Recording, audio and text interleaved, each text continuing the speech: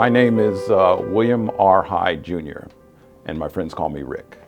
And I say that because my dad is William Hyde, Sr., and he was one of the founding members of the DC Pro Duffers back in 1958, 59, and a 12-time past president of the Pro Duffers. And I had an opportunity to play with the Pro Duffers since I was 9 years old, and so I've led to a pretty extraordinary career in golf. As I was able to play with Lee Elder, I was able to play with Chuck Thorpe, who would come to play with the DC Pro Duffers as an auxiliary source of income for themselves. They played on the UGA circuit, which was then commonly called the Chicken Circuit. It was Chitlin Circuit, rather. It was a circuit for black golfers because the PGA and the golf world, a very segregated world, and it didn't allow any black golfers. And this is all pre-Tiger. So these guys in the UGA, the common purse was $500 or less, so they didn't have any money. And they saw guys like my dad and his friends as a great source of income because these guys liked to bet. They would sucker them into continuing bets and things of that nature. And it was good fun had by all. And the Pro Duffers grew to a national organization right now with over 14 chapters in the United States and probably well over 1,000 black golfers as members. So it's quite prominent, quite well done. So I started playing with them. Ended up winning the 1971 Metropolitan Schoolboy Championship in DC, which was the premier tournament for golfers in the DC area, the metropolitan DC area. I was the only African American participating. Shot 68, the lowest score, made the papers. Hyde shoots the lowest score. Somehow the Princeton coach found out about it, and next thing I know, the next year I was admitted to Princeton University, where I played on the varsity golf team at Princeton. One of Steve and my colleagues at Princeton told all this to a young woman named Allison Bourne-Vanek, who was a journalism major at William & Mary. Also played on the William & Mary golf team, an African-American golfer. And I looked up one day, she knocked on my door, beautiful woman, and she said, "Can I interview you?" So I'm writing a piece about you. Me? What do you want to write? Well, my research tells me that you're the first African-American golfer to ever play in the Ivy League in a D1 team. I said, "Sure, let's talk." So I talked. She wrote an extraordinary piece. It won several journalist awards, was picked up by Golf Digest, was picked up by the Princeton Alumni Weekly. It was picked up by St. Albans Alumni Weekly, which was my high school, which I found quite ironic. And everyone started recognizing me as the first African-American golfer to play in the Ivy League, and I've gotten into many country clubs in many situations. But the irony of the St. Albans is that in playing in that golf tournament, I got kicked off of the varsity baseball team because the coach, you miss practice to play in a golf tournament, you either come to practice or, you're off the team. I said, well, I'm playing a golf tournament. So I got kicked off the team. And now St. Albans gets all this recognition because I'm the first African-American golfer. So it's an interesting story. A lot of ironies in golf. I'm very proud of it. Golf is very interesting. I also played basketball for Princeton. I played for a guy named Pete Carrill. Well, I should say that the reason he helped me because I decided quickly that I wasn't going to play that much, and I only played 1 year, 1.5 years, and I devoted all my time to golf, which worked to my benefit. So he did help me indirectly, because golf is a very interesting sport. It was still relatively segregated. There weren't clubs that allowed black players to play. In fact, in Washington, D.C., there was only one golf course, 2 golf courses, and they were both public courses that black players could play on. In the 60s, one was Langston Golf Course, and the other one was East Potomac Golf Course. When I went to Princeton, there were no private courses, to my knowledge, that allowed African-American golfers to play. The only way you could step on a private country club in America was if you were a caddy working for somebody, or if you were in the service industry or a laborer or serving food in the food tent. So by playing in the Princeton golf team, the interesting thing was I had to play on courses that were segregated, private country clubs whose members said, there'll be no black golfers playing here. And I admire my coach for taking me there. Me, I didn't really care. Golf, unlike basketball, which is a team sport, is an individual game. It's me against you. I don't care if you white, black, purple, green, and you don't care if I'm white, black. We're trying to beat each other's brains out. So the racism thing doesn't become so prominent. Where it becomes prominent is, for me, we played a course called Wingfoot in New York. Wingfoot, to my knowledge, had not had a black player ever play on. It's a very prestigious course. I was waiting, hanging around, had afro, the whole 9 yards, with my Princeton golf shirt. For whatever reason, a lady drives her car up and throws me the keys. A member, thinking obviously I worked there, which is a reasonable assumption on her part. The only black people that ever been there were people who worked there. And I was very mischievous. I toyed with, I should take this lady's car and just drive somewhere, but I didn't know anything about Westchester, New York, so I didn't know where to go. But incidents like that have happened to people like Calvin Peete, Charlie Sifford, who was the first African-American to play on the tour, the 1959 US Open. Pete Brown, who was the first African-American to win a PGA Tour event in 1964, the Waco Open. Lee Elder, who is DC Owens, who was the first player to play in the Masters. And when Lee played in the Masters and won the Monsanto Open to qualify, it was in Pensacola, Florida. He had to change his clothes in the parking lot because they didn't allow African-American golfers to step into the pro shop or the clubhouse. When he played, he was subjected to all kinds of racial insults and from the fans. He had to stay at the Masters in 2 different hotels, which is played in Augusta National, because he had gotten death threats. His family gotten several death threats. In one tournament, he hit a ball, straight shooter down the middle of the fairway. A white kid runs out, picks the ball up, and throws it in the woods.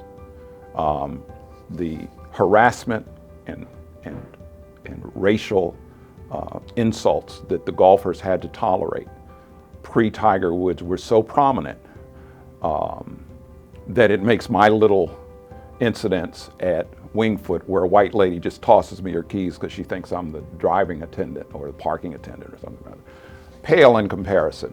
But golf's very racist. This was, pre-Tiger Woods, 1970, 1971 is when I graduated from high school and won the first tournament. I played at Princeton from 71 to 75. And then I went to Howard's Law School, where I was editor-in-chief of the Law Journal. And I graduated and was a member of the Black Entertainment and Sports Lawyers Association for some 12 years. And I've had opportunities to work with dear clients like Stevie Wonder. My current Jonathan Ogden is one of my favorite guys, my best golf partners and best friends. I've had wonderful opportunities, and a lot of that is just due to golf. And a lot of my golf success is due to my activities with the Pro Duffers and my dad and his friends, playing with Lee Elder as a youngster and watching those guys futilely try to compete with them and win money.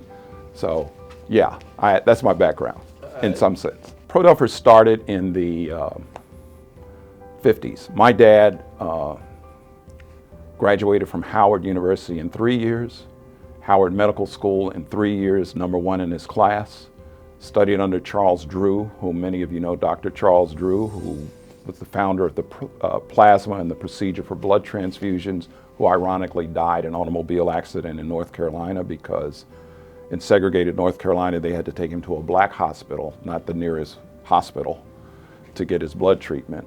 But we founded the Pro Duffers, a group of men who just kind of all of them out of college, out of medical school, prominent dudes who, hey, we like to play golf. And there were only 2 places to play in DC, Langston and East Potomac Park.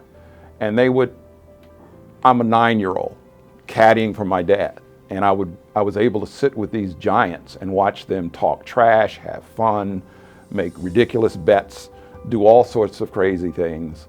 And I learned to love the game. And I was very good at it at a very young age with very little effort. And I excelled at it. And a lot of that was due to the Pro Duffers. In addition, my mother took up golf at very late in life, in her 30s.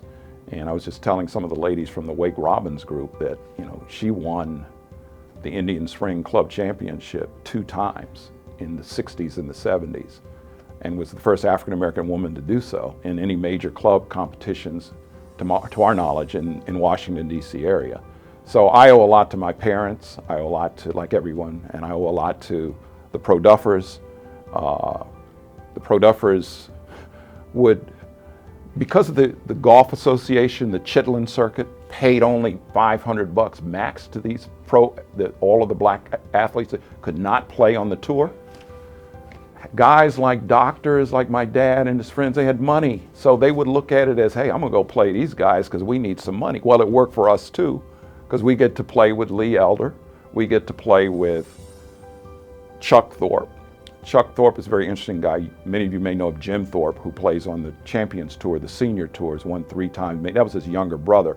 His older brother, Chuck Thorpe, 2 brothers from North Carolina, was the best player of all, but he lost his touring card early in his career. Over a minor incident, they stripped him because I think he wrote a bad check for $27, and it was summarily taken from him. He never recovered, never played again, but they were such great golfers.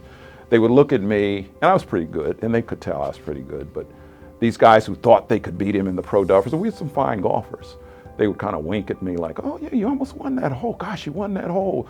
You know, and then at the end, they would pour it on like, you know, next time I think you're gonna win, you know, so they take their money and go off and laugh, and it worked for us. We get to play with great golfers. We get to develop a relationship with touring pros like Lee Elder, who who played in the Masters, the first African-American golfer to play in the Masters, and won several other tournaments, and was DC owns. So the Pro Duffers is a fantastic organization that now has gone national, has some 14 chapters, I think, Stevie, around the United States. We have a national tournament every year where each chapter wears their own colors. I think we take generally 40 to 50 golfers out of our chapter, which has about 80 members. Atlanta is the next biggest chapter. The Del Val Philadelphia group does the same thing. Everyone has different colors, and we go to the most prestigious courses in America. And you see legions of African-American golfers, each in their own colors for their particular teams and their particular chapter. It's quite a beautiful sight for somebody like me, who started off playing on courses. They wouldn't even let us on the golf courses. And I would watch how they treated the black caddies, how black people were treated as golfers, how they treated Lee Elder throwing his ball in the woods, how they treated all of the early African-American golfers, from Lee to Charlie Sifford to Pete Brown, who was the guy who won the first African-American tournament, to Cal Peete, who's arguably the most successful African-American golfer, who with 12 tour wins. Jimmy and Jim Thorpe, not to mention the UGA Chitlin circuit with African-American golfers who competed: Ted Rhodes, Bill Spiller, Pete Brown, Lee Elder, Willie Brown, Zeke Hartsfield, Howard Wheeler, and Charlie Sifford. These are all pre-Tiger Woods great golfers that could never play because it was segregated America, and they were only confined to the UGA circuit, and some who were allowed to play have excelled, and Tiger probably leads the crop. And Tiger would be the first, matter of fact, he has done this publicly many, many times, to acknowledge that he owes everything to these guys, particularly Charlie Sifford, who he knew and his father knew, and encouraged him as a golfer. And of course, Tiger's the most prolific at all. Why is Tiger the most prolific? In addition to winning 82 events and tying for the most wins in history, he's won 16 majors, 2 behind Jack Nicklaus. He'll get that record shortly. And most importantly, when Tiger Woods started playing golf, the average tour purse for all the golfers, every weekly event, was around $400,000. With Tiger, now the average tour purse exceeds $4 million per event. Why do the guys love him? I never forget one of the golfers, pro golfers, he said, we love Tiger Woods because he's added 1 0 to every check I get. Okay? So he can do whatever he wants to do. He added 1 0 to every check I get. And that's why the world loves Tiger Woods and America loves Tiger Woods, because that's who he is. I am now 66, and I actually played in a 4-day Pro-Am in Las Vegas a month ago. And I've had to do so many things to compete with younger golfers who are now better trained, just like basketball players. They're better athletes, they're better trained, they have better opportunities. Black golfers can play anywhere in the world now, and they do. And they're all coming out really good. Cameron Champ is great. I mean, these guys are good. I'm 66, so now I got to figure out how am I going to compete against these young people who are that good. I have to do hot yoga, hot Pilates. I have to train, I have to watch what I eat, and I have to do extraordinary things just to get close to playing with these guys who I like to play with still. And in this 4-day event, I was very proud of the fact that on the 4th day, when our team was trailing and we were trying to make it back, I made 4 birdies on the final 9 holes to close 2 under par and shot 35. And what that did to me is that it said, you know, all the hard work has paid off, because when I had to dig deep and deliver, I once again did it at my age. And that's pretty cool. That's pretty cool for me. And so I'm good. Put a club in my hands, I'm good.